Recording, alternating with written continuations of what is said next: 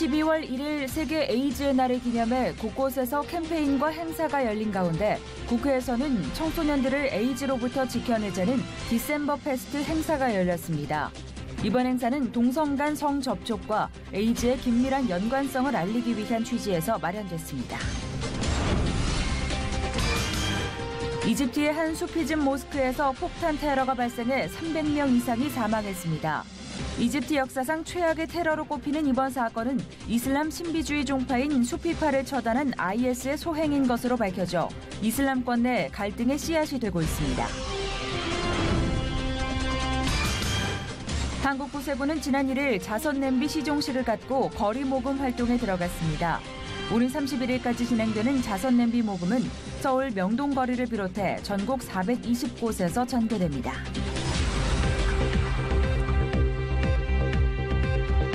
여러분 안녕하십니까? 양인순 목사입니다. 대림절이 시작됐습니다. 대림절은 기다림의 절기입니다만 이미 교회에서는 새로운 절기가 시작됐듯이 출발의 의미를 담고 있기도 한데요. 한 해를 마무리하는 12월, 예수 그리스도의 탄생을 기다리는 이 대림절 한 주 한 주가 주님으로 인해 새로워진 우리 인생의 출발점을 다시 한번 생각해보는 계기가 됐으면 좋겠습니다. 첫 순서로 교계 뉴스부터 전해드립니다. 청소년 에이즈 환자 수가 유독 한국에서만 폭증하고 있는 주 원인이 동성애라는 분석이 나왔습니다. 지금이라도 특단의 대책을 세워야 한다는 목소리가 높습니다. 김효정 기자가 취재했습니다. 한국 에이즈 퇴치연맹이 공개한 국내 에이즈 신규 환자 발생 현황을 보면 지난해 신규 에이즈 감염 환자는 1,200여 명으로 이 중 10에서 20대가 약 40%를 차지합니다. 세브란스 감염내과 전문의 김준명 교수는 전 세계적으로 줄어들고 있는 에이즈 감염률이 유독 우리나라의 특히 젊은이들을 중심으로 증가하고 있는 이유로 동성애를 꼽았습니다. 2006년부터 시행된 에이즈 감염자를 추적 조사한 코호트 사업에 따르면 에이즈 환자의 60%가 동성 간 성접촉을 주된 감염 경로라 응답했습니다. 청소년, 청년 환자의 경우에는 70%를 넘어섭니다. 김 교수는 가출 남자 청소년 4명 중 1명은 남성을 상대로 한 성매매 경험이 있다는 통계 자료가 있다며 위기에 놓인 청소년의 성을 지키기 위한 대안 마련이 절실하다고 지적했습니다. 보건복지위 소속 성일종 의원은 여전히 현실을 올바르게 보지 못하고 있는 질병관리본부에 대한 비판의 목소리를 높였습니다. 질병관리본부가 인권위원회의 하부기관이 아님에도 인권을 중시해야 한다는 명목 아래 에이즈의 주 원인이 동성애라는 것을 숨기고 있으며 예방을 위한 아무런 노력을 하지 않고 있다는 것입니다. 이 같은 정부의 태도는 에이즈 환자 수를 줄이기 위해 동성애와의 관련성을 알리고 주의시키고 있는 미국, 일본 정부 등의 사례와도 완전히 배치되는 것이라고 지적했습니다. 남성들에 의해서 감염이 되고 있다라고 하는 미국이나 일본의 정부는 공식적으로 이 부분을 워닝을 했어요. 알려줬어요. 우리는 어떤가? 저희 나라는 그렇게 안 하고 있어요. 조배숙 이동섭 의원, 에이즈 퇴치연맹 등 500여 명이 참석한 가운데 한국가족보건협회와 성일종 의원실 주관으로 진행된 이번 행사는 세계 에이즈의 날을 맞아 급증하는 청소년들의 에이즈 문제 해결을 위해 마련됐습니다. 이날 한국동성애자 단체 친구 사이의 이종걸 사무총장 등 동성애자와 인권단체 10여 명이 강단을 점거하고 행사를 중단시키는 소동이 일어나기도 했습니다. CC채널 뉴스 김효정입니다. 이어서 그 밖의 교계 소식 전해드립니다. 북한 인권단체연합회가 지난달 30일 청와대 앞에서 기자회견을 열고 탈북 난민 강제 북송 중지를 외쳤습니다. 북한 인권단체연합회는 이달 중순에 있을 한중 정상회담에서 문재인 대통령이 탈북 난민 강제 북송 문제를 중국 시진핑 주석과 논의해 해결하길 촉구하며 중국에서 온갖 인권 침해를 당하는 탈북민들의 거취를 보호해 줄 것을 당부했습니다. 문재인 대통령님께서도 탈북민 실태를 중국 시진핑 주석과 논의하여 북송과 관련한 심각한 인권 문제를 잘 해결해 주시기를 간곡히 요청드립니다. 북한 인권연합은 북한의 미사일과 핵실험의 가장 강력한 대응은 북한 주민과 정권을 분리하는 것이라며 탈북한 주민들을 다시 북으로 보내지 않고 인권을 보호하는 길이 북한에 대한 제재가 될 수 있는 것이라고 덧붙였습니다. 한국 구세군이 지난 1일 광화문 중앙광장에서 자선냄비 시종식을 진행하며 2017년 거리 모금을 시작했습니다. 이번 시종식에서는 구세군 김필수 사령관과 정세균 국회의장, NCCK 이용정 총무 등이 자리를 빛내며 홍보대사 개그맨 홍윤아와 김민기 등과 함께 자선냄비의 종소리를 울렸습니다. 구세군 자선냄비 본부는 12월 한 달간 전국 400여 처소에서 5만여 명의 자원봉사자들과 함께 집중적으로 거리 모금을 전개할 것이라며 거리 모금 외에도 톨게이트와 교회, 온라인, 미디어 등의 매체를 통해서도 함께 모금을 진행할 것이라 밝혔습니다. 이 기간 모금되는 금액은 아동과 청소년, 긴급 구호 등의 구제 활동에 사용될 예정입니다. 대한성서공회가 한국교회 성도들이 성서 사업의 중요성을 함께 생각하며 기도와 후원을 모으기 위한 취지로 이달 11일 성서주일로 선포했습니다. 대한성서공회는 세계 곳곳에 자국어로 된 성경을 통해 하나님을 만나기 원하는 이웃들이 많이 있다며 적극적인 기도와 후원을 요청했습니다. 여의도 순복음교회가 사회적 문제로 이어지고 있는 저출산 문제를 해결하기 위해 다산운동을 진행하고 있습니다. 2014년부터 3년간 1,500여 가정에 총 12억 3천만 원의 출산 장려금을 지원한 여의도 순복음교회는 저출산을 국가 현안으로 삼고 출산 장려 운동을 강화해야 한다고 밝혔습니다. 한국크리스천기자협회가 제28회 정기총회를 열고 세미나와 예배, 기자상 시상식을 진행했습니다. 빛과 진리교회 김명진 목사는 기자에게는 순간적인 타이밍도 정말 중요하지만 특히 크리스천 기자는 시간의 주관자 대신 하나님의 영원한 것을 볼 줄 아는 안목도 반드시 필요하다고 설교했습니다. 백석대학교가 지난달 20일부터 24일까지 재학생들을 대상으로 2017 열린예배 창작 댄스 뮤지컬 모세 공연을 성황리에 마쳤습니다. 이번 뮤지컬은 공연음악과 무대미술, 연기와 영상, 무대 연출 등 대학 교수진들의 재능 기부와 재학생들의 적극적인 참여로 풍성하게 꾸며졌습니다.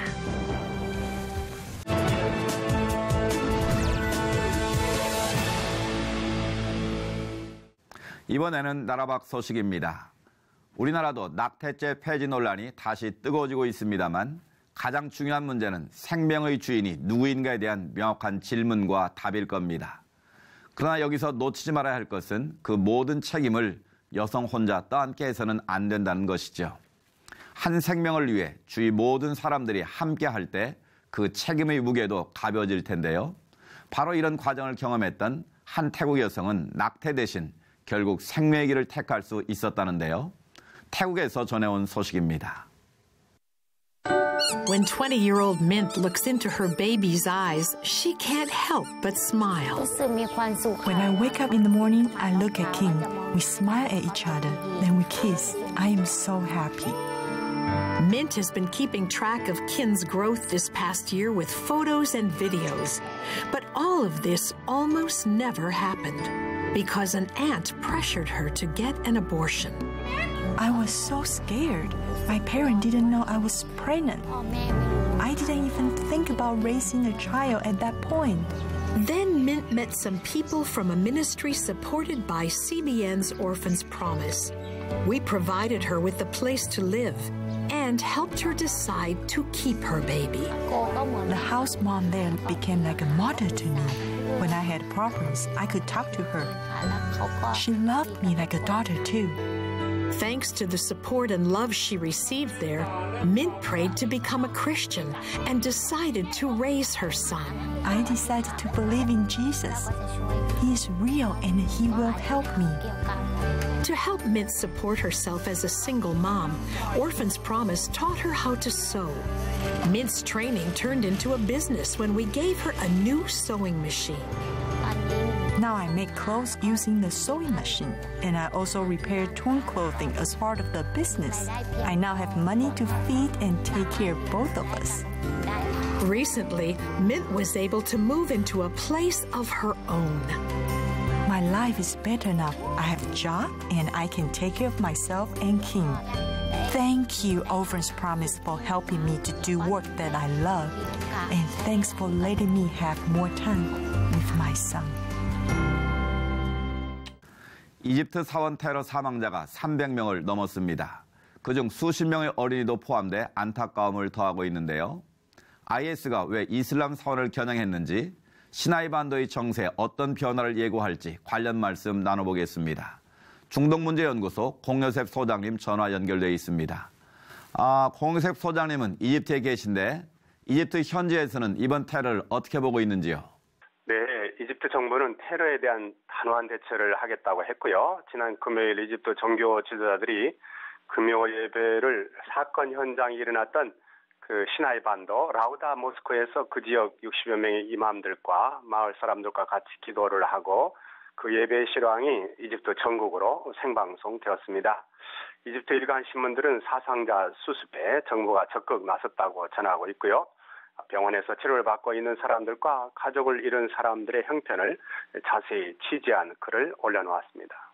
그동안에는 이집트 내 기독교와 관련된 콥트 교회를 목표로 삼은 적이 있어도 모스크 테러는 처음인 것 같은데 어떻게 보시는지요? 네, 그동안 기독교 교회 잘 아시다시피 이집트에서는 오랜 세월 콥트 교회가 무슬림들의 공격을 받았습니다. 그러다가 2013년 이후에 이집트 군인과 경찰을 대상으로 이런 테러가 많이 일어났는데요. 이번에는 수피 무슬림들이 다니는 라우다 모스크를 금요일 날 기도를 위해서 모였을 때 공격을 했는데요. 극단적인 이슬람주의자들의 소용이 분명하고 IS와 같은 극단적인 이슬람주의자는 반기독교, 반수피라는 것을 알 수 있습니다. 수피는 수피 스승을 숭배하기 때문에 IS는 그런 수피들이 알라 한 분만을 예배하지 않고 인간 수피 스승을 숭배하는 것이 이슬람에 어긋난다고 하면서 수피들을 살해한 것입니다. 현지 무슬림들은 참혹한 테러에 분노를 하고 있습니다. 그러나 이미 이집트를 비롯한 시리아, 이라크 등지에서 이슬람 종교가 정치화되면서 정치 이슬람이 확산되어 있기 때문에 무슬림들 자신들도 공격의 대상이 될 수 있다는 것을 염려하고 있습니다. 이런 상황이 향후 중동 지역 정세에 어떤 영향을 미칠지도 궁금한데 설명해 주시죠. 네, 이번에는 이집트가 내년 봄 대선을 앞두고 친정부 노선을 갖는 수피와 동료 무슬림들을 공격 대상으로 한 것입니다. 다시 말하면 무슬림 안에서 상대에게 알라를 제대로 믿지 않는다고 단죄하는 타크피르 집단이 더 확산될 것으로 보입니다. 한국 교회에서 여러모로 대책이 필요한 때인데요. 지금과 같은 국내 교회의 이슬람 대책위원회가 매년 시행하는 한두 시간 강의로는 부족하고요. 다양한 무슬림들을 분류해낼 수 있고요. 수피라든가 살라피라든가 또 이슬람주의라든가 이런 것들을 구분할 수 있어야 되겠고요. 이슬람의 최근 동향을 상세히 또 알아야 되는데요. 지금은 이슬람 세계에서 아스르 피탄이라 그래서 이 사상적인 혼란을 통해서 무슬림들이 서로 죽이고 있기 때문에 교회가 구체적으로 어떻게 할지 매뉴얼이 필요하다고 보겠습니다. 또 나아가서 국내에 와 있는 20만 명의 이주 무슬림과 7천여 명의 무슬림 자녀들에 대한 적극적인 복음 제시가 필요하다고 하겠습니다. 더불어 기도를 부탁드리고 싶은 것은 현장에 나간 사역자들이 안전하게 사역을 감당할 수 있도록 전국 교회가 기도해 주시고요. 또 국내에 거주하는 무슬림들에게 교회가 적극 복음을 전할 수 있도록 기도 부탁드리겠습니다. 네, 사역자들의 안전과 무슬림들에게 복음이 전해질 수 있도록 저희도 함께 기도하겠습니다. 소장님 말씀 감사합니다. 네, 감사합니다.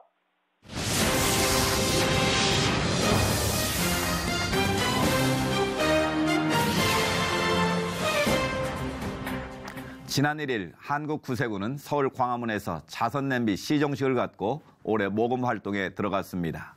오늘 이슈를 보는 창에서는 구세군 대한본영 곽창희 사무총장 모시고 관련 말씀 나누겠습니다. 사무총장님 안녕하십니까? 반갑습니다.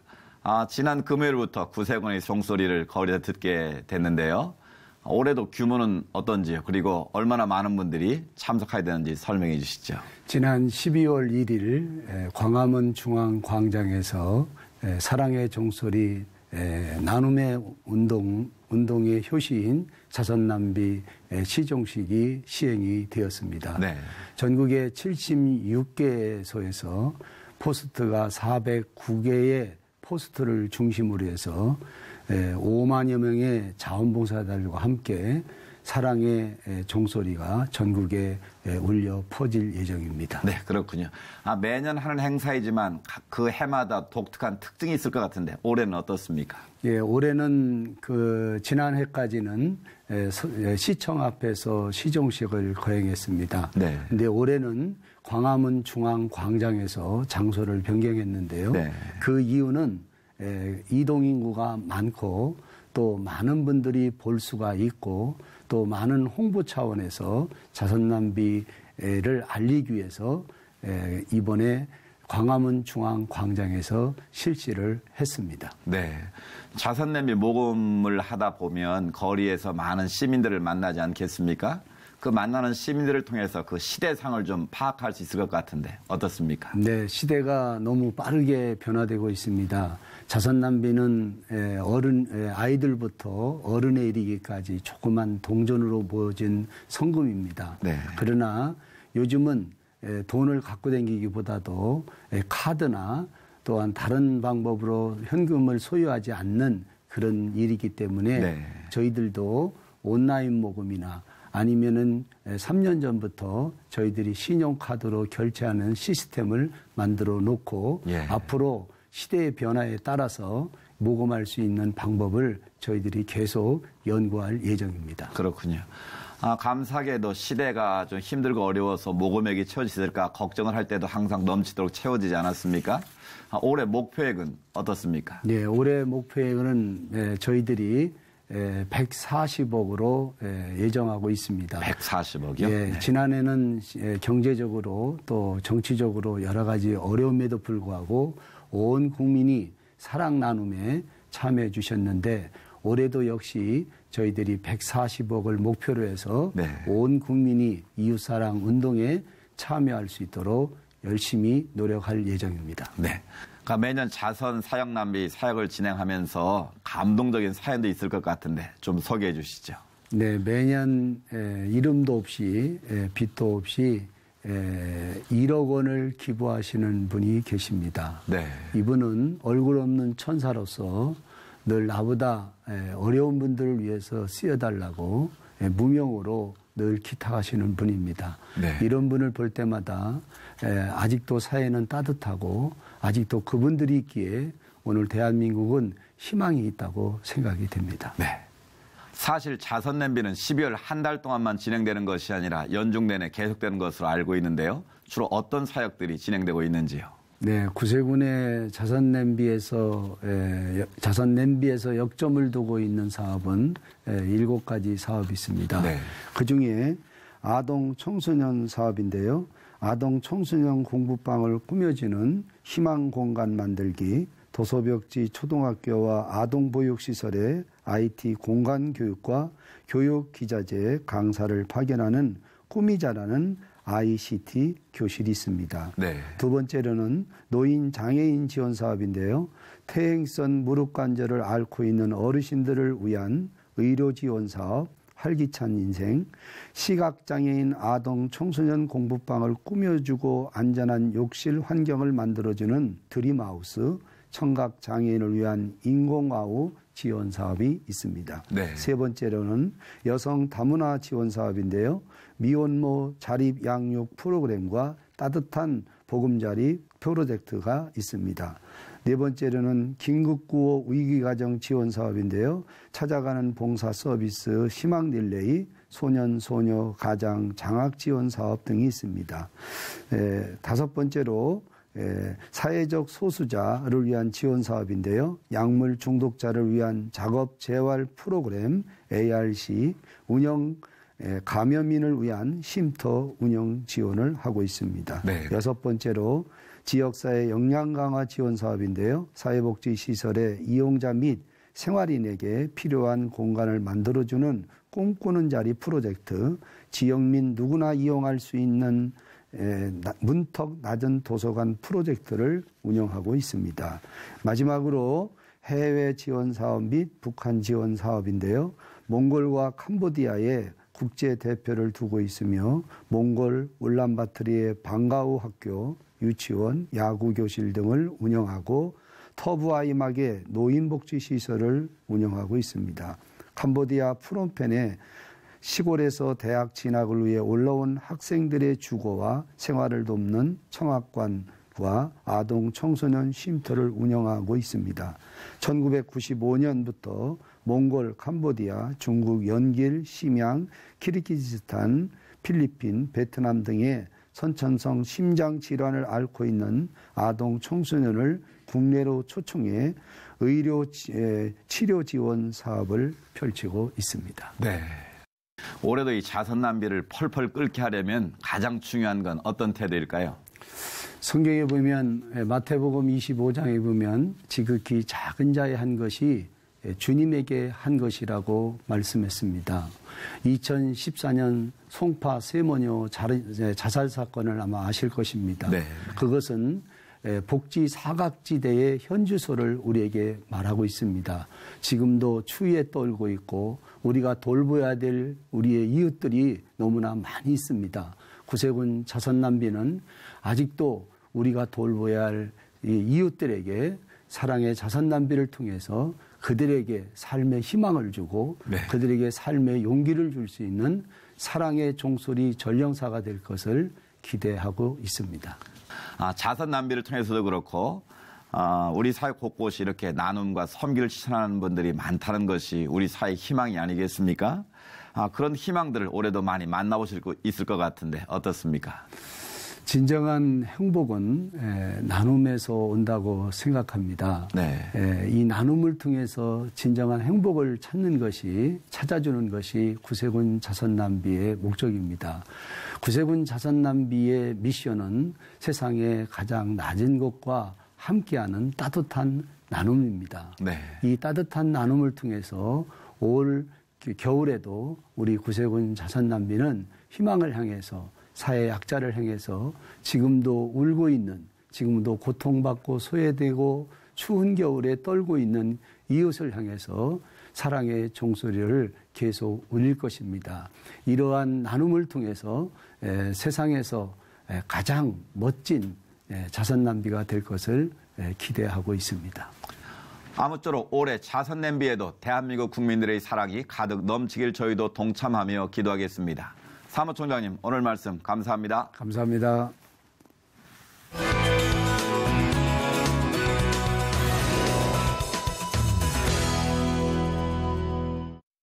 구세군 자선 낭비 거리 모금을 비롯해서 성탄 추리 점등식 등 지역마다 성탄을 기다리는 행사들이 시작됐는데요. 열리는 곳마다 행사뿐 아니라 그 의미도 함께 잘 전달될 수 있길 바랍니다. 시철 매거진 굿데이는 여러분이 직접 참여하실 수 있는 방송입니다. 아래 전화번호와 이메일로 언제든지 연락 주시기 바라고요. 인터넷을 통해서도 다시 보실 수 있습니다. 오늘 순서는 여기까지입니다. 시청해주신 여러분 고맙습니다.